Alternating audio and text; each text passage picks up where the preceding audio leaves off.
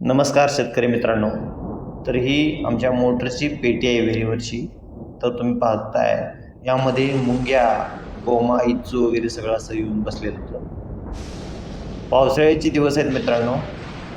सगळीकडे 4-5 दिवस झालं खूप पाऊस पडतोय. सगळीकडे पाणी पाणी झाले. त्याच्यामुळं साप असतील, तुमच्या मुंग्या असतील, विंचू, गोमा असतील, हे सगळं असं सुरक्षित ठिकाणी येऊन बसण्याचा प्रयत्न करत असतं. त्यामुळं शेतकऱ्याने काळजी घेतली पाहिजे. हे आमच्या शेतातील पाणी आहे.